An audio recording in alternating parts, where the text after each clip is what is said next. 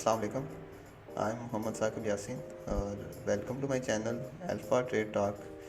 तो आज हम डिस्कस करेंगे ईबे की पॉलिसीज़ के बारे में। ईबे हमें 3 किस्म की पॉलिसी प्रोवाइड करता है, यानी कि हम अपनी मर्ज़ी के मुताबिक पॉलिसीज़ बना सकते हैं और इनके बहुत ज़्यादा बेनिफिट्स हैं। सबसे पहले तो हमें जब भी हम कोई नई लिस्टिंग करते हैं तो हमें लिस्टिंग करना आसान होता है। हर बार हर लिस्टिंग में टेम्पलेट्स नहीं सेट करनी पड़ती, अलग-अलग टेम्पलेट्स नहीं बनानी पड़ती। एक ही टेम्पलेट हम एक बार में बना के रख लेते हैं और उसे हर बार हम यूज़ करते हैं। सबसे पहले आ जाती है हमारी शिपिंग पॉलिसी। हम शिपिंग पॉलिसी की एक टेम्पलेट बना लेते हैं, एक बना लें, 2 बना लें, ये जितनी भी हमने बनानी है अपनी मर्ज़ी की बना सकते हैं, कस्टम होती हैं वो। तो शिपिंग पॉलिसी में सबसे पहले तो हम एक पॉलिसी का नाम रखेंगे, पॉलिसी का नाम एक दे लेंगे। उसके बाद उसमें हम अपनी मर्ज़ी का हैंडलिंग टाइम ऐड कर सकते हैं, हम अपनी मर्ज़ी के डिलीवरी चार्जेस ऐड कर सकते हैं। जिस कंट्री को हमने ऐड करना है उसको हम ऐड कर सकते हैं, मतलब किस कंट्री में हम शिपिंग देना चाह रहे हैं, किस कंट्री में हम शिपिंग नहीं करना चाह रहे, या अगर जिन कंट्रीज़ में हम सेंड करना चाह रहे हैं, अपना पार्सल डिलीवर करना चाहते हैं, उन कंट्री के डिलीवरी चार्जेस क्या होंगे। अगर कोई कस्टमर परचेज़ करता है तो वो क्या डिलीवरी चार्जेस हमें पे करेगा। तो दूसरा, जो जिन कंट्रीज़ में अलाउ नहीं, मतलब आपकी आइटम या आपका पार्सल नहीं जा सकता, आप उन कंट्रीज़ को एक्सक्लूड भी कर सकते हैं। दूसरे नंबर पे आ जाती है जी हमारी रिटर्न पॉलिसी। रिटर्न पॉलिसी एक ऐसी पॉलिसी है कि जब किसी कस्टमर को पार्सल रिसीव हो जाता है, आइटम रिसीव हो जाती है, तो उसे वो पसंद नहीं आती या वो कहता है कि मुझे नहीं चाहिए, कोई भी रीज़न हो सकती है, डैमेज हो सकती है या नॉट एज डिस्क्राइब हो सकती है, कुछ भी हो सकता है। तो वो क्या करता है, रिटर्न रिक्वेस्ट ओपन करता है। जब वो रिटर्न रिक्वेस्ट ओपन करेगा तो हमें उसे फिर शिपिंग लेबल देना पड़ेगा। इस पॉलिसी का भी हम अपनी मर्ज़ी से नाम रख सकते हैं, मतलब इसमें हमें 2-3 ऑप्शन मिलते हैं। एक पॉलिसी होती है कि हम 14 दिन के अंदर अंदर अगर कस्टमर को एक पार्सल डिलीवर हो गया तो वो 14 दिन के अंदर अंदर हमें रिटर्न करेगा, यानी कि रिटर्न रिक्वेस्ट ओपन करेगा 14 दिन के अंदर। तो दूसरा होता है कि 30 दिन के अंदर रिटर्न रिक्वेस्ट ओपन करेगा।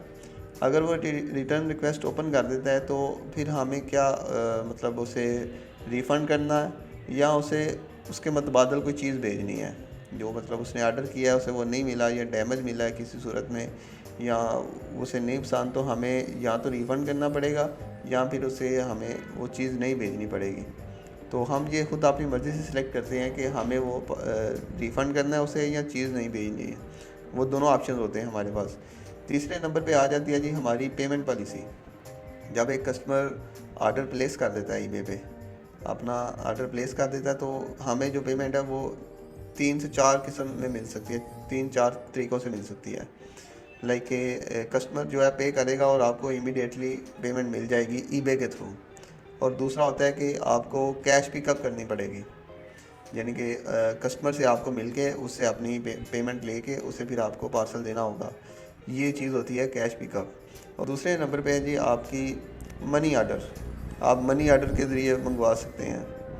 और आखिरी नंबर पे और तीसरे नंबर पे आप उनसे चेक रिसीव कर सकते हैं। वो आपको चेक सेंड कर देंगे बाय पोस्ट ऑफिस या किसी भी तरीके से आपको चेक मिल जाएगा। आप चेक कैश कराएंगे, उसके बाद आप अपना जो है वो पार्सल भेज देंगे। तो सबसे ज़्यादा बेटर जो पाकिस्तान में या हमारे एशियन ममालिक में जो सबसे बेटर वे है वो यही है कि रिक्वायर्ड ए पेमेंट इमीडिएटली, मतलब कस्टमर जो है वो पे करेगा, आपको 1 से 2 दिन में वो पेमेंट मिल जाएगी। अगर आपकी पेमेंट होल्ड नहीं हो रही तो वो आपको पेमेंट मिल जाएगी। तो ये बाकी 3 तरीके जो हैं, कैश ऑन पिकअप और दूसरा मनी ऑर्डर एंड चेक, ये 3 तरीके जो हैं हमारे पास लोकल होते हैं, लोकल अवेलेबल है। हमारे पास कोई हमारी अपनी कंट्री का कस्टमर है तो वो ये तरीका इस्तेमाल कर सकता है। बाकी अगर कोई बंदा किसी और कंट्री से है, फ़ॉरेन है, तो वो नहीं कर सकता।